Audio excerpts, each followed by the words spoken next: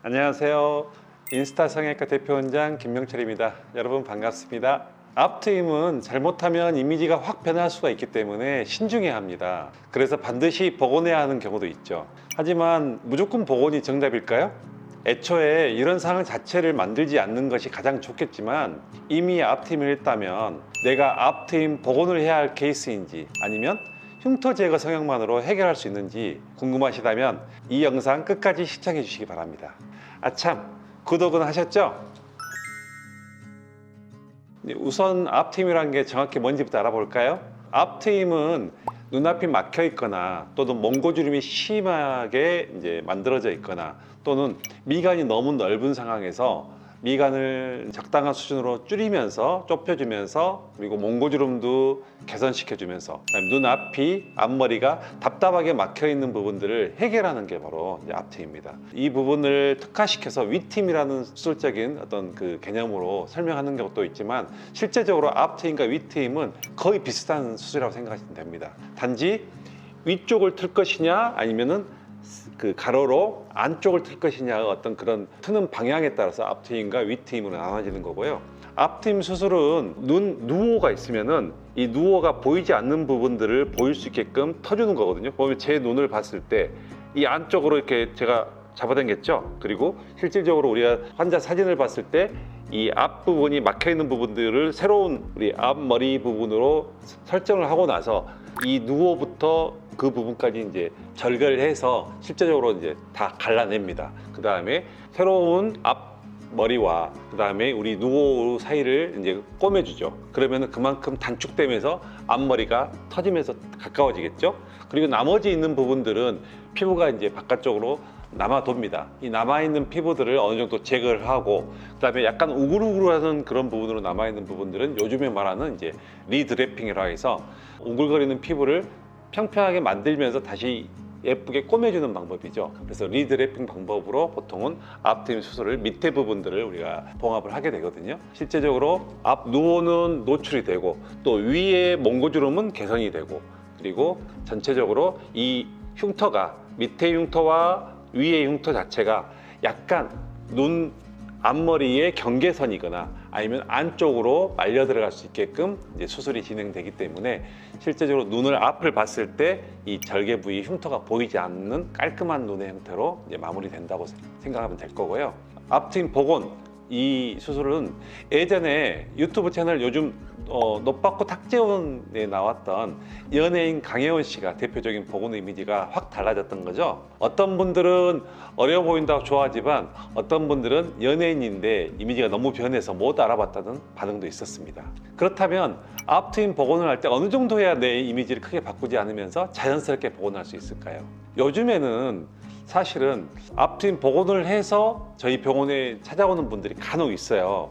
그런데 이제 문제가 뭐냐면은 적당히 양쪽이 대칭에 맞게 복원이 돼야 되는데 가장 큰 문제가 너무 많이 복원을 해버리는 거죠. 그 복원하는 정도를 조절을 못했기 때문에 나중에 오히려 막혀 보이는 문제가 돼서 다시 트기 위해서 오는 경우도 있고요. 또 하나는 복원하는 방법들이 한 두세 가지 정도가 있는데 그 중에서 한두 가지 방법은 정말 봉합을 아주 깔끔하게 잘 해야지만이 흉터가 눈에 띄지 않아요. 근데 그런 부분들이 잘 안 되다 보니까 복원은 했는데 앞머리 부분으로 이제 복원 후 절개했던 흉터가 남아버리죠. 이런 부분들이 앞트임 복원에서 자연스럽지 못하고 티가 나고 문제가 되는 케이스라고 말할 수 있습니다. 혹시 나도 앞트임 복원을 해야 할까 고민된다면 이 세 가지를 먼저 확인을 해 보셔야 되는데요.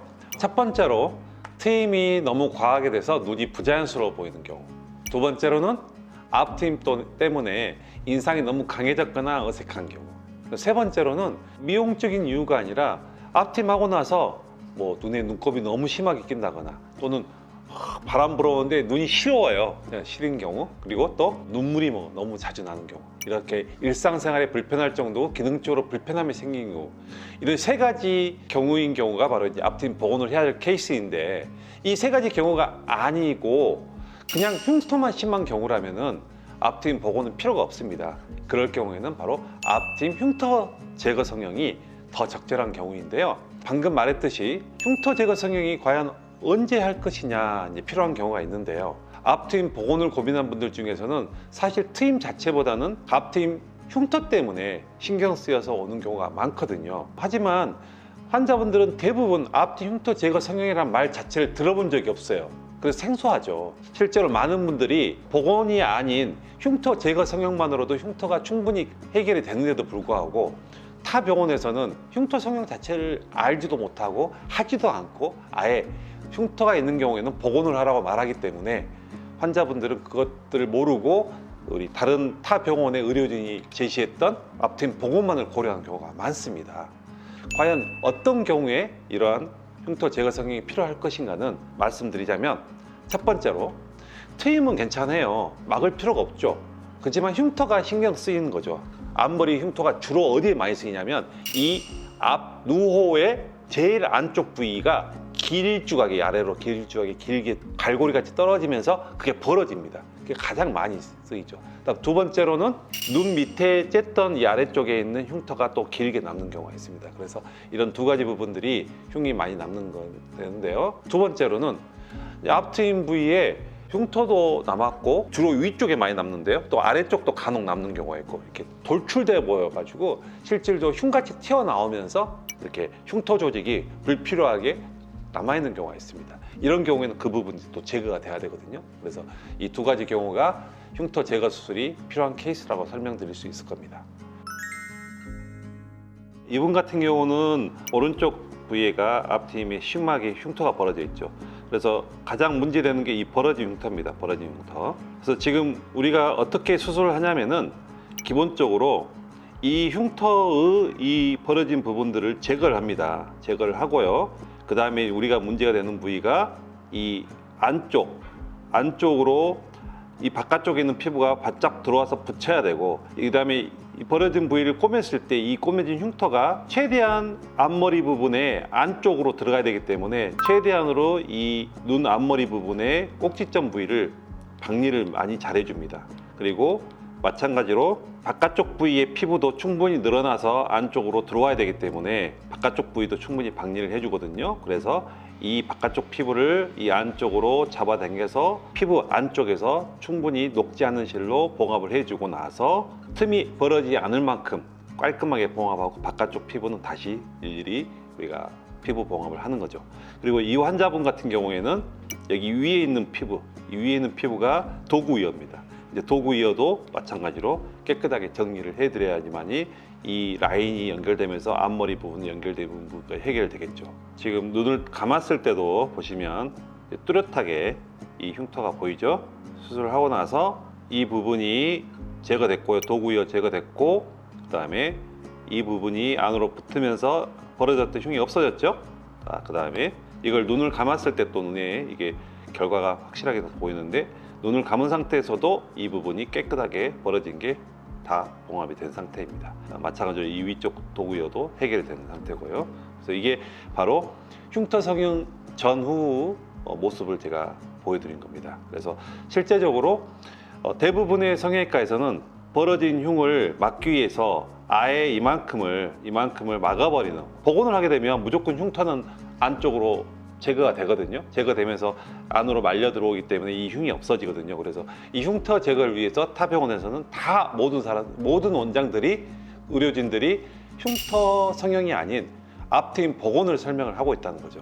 그게 바로 저하고 차이점이라고 생각하면 될 겁니다. 그다음 다른 케이스 설명을 드리겠습니다. 이 환자 같은 경우는 이제 왼쪽도 흉이 있고 오른쪽은 흉이 좀 더 심하죠. 마찬가지로 본인이 사실은 약간 이분 같은 경우는 앞트임 복원도 고려를 해도 되는데 환자분이 앞트임 복원을 원치 않았기 때문에, 누호가 조금 보이는 편이거든요. 본인이 앞트임 복원을 원치 않았기 때문에 흉터 성형만을 했던 케이스입니다. 그래서 이분 같은 경우에 이제 수술하고 나서 지금과 같이 앞머리 부분에 흉터가 개선이 됐죠. 여기도 거의 없어졌고, 눈을 감은 상태에서 뚜렷했던 흉터를 보시면은 여기 보면 여기 벌어졌던 흉, 여기도 벌어졌던 흉이 보이시죠? 수술하고 나서 깔끔하게 제거되고 봉합이 돼서 티가 전혀 안 나는 상태로 수술이 된 걸 알 수 있을 겁니다. 또 다른 케이스는 마찬가지로 앞트임 흉이 생겼는데 여기는 약간만 남아있죠, 왼쪽은. 근데 오른쪽이 심하게 갈고리흉이 남아있어요, 길쭉하게. 그래서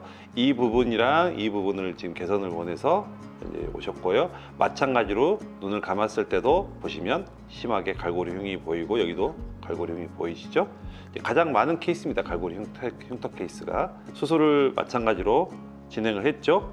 깨끗하게 흉터가 제거되고 봉합이 되면서 흉터가 눈에 안 띄는 형태고, 여기도 마찬가지로 이 밑에 쪽에 보였던 흉이 눈에 안 띄죠. 그 다음에 눈을 감았을 때도 마찬가지로 아주 약하게 남아있는데 거의 개선이 된 상태고, 여기는 완전히 깨끗하게 제거된 상태입니다. 이렇듯이 흉터 성형은 앞을 막지 않으면서도 명확하게 흉터만 깨끗하게 눈에 띄지 않게 제거하면서 티가 나지 않는 형태로 수술이 진행됨으로써 환자분들 만족도가 굉장히 좋습니다. 눈이 흉터는 생겼는데 복원을 하면 안 될 케이스 분명히 많습니다. 꽤. 그런 경우에는 앞트임 복원을 하면 안 될 거예요. 그런 경우에는 앞트임 흉터 성형을 하셔야 될 거고, 아까 제가 말씀드렸듯이 객관적으로 봤을 때 좀 막아야 되는 분들이 있어요.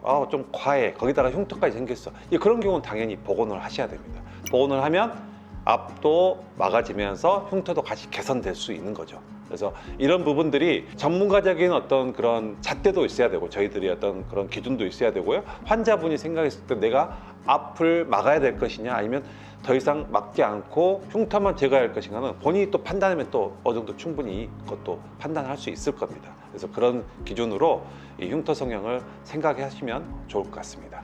여러분들이 혹시 내가 앞트임 복원이 필요할지 아니면 앞트임 흉터 성형이 필요할지 잘 모를 수 있잖아요. 근데 또 저희 병원에 내원하기 좀 힘든 경우도 있을 수 있으니까, 특히 지방에 있는 분들은 정말 힘들겠죠. 그런 경우에는 저희 인스타 성형외과 네이버 카페가 있습니다. 운영하고 있는 네이버 카페가 있으니까 거기 게시글에 본인의 사진을 잘 찍으셔서 문의를 해주시면 제가 그걸 보고 앞트임 복원을 해야 될지 흉터 성형을 해야 할지 잘 또 조언을 해드리도록 하겠습니다.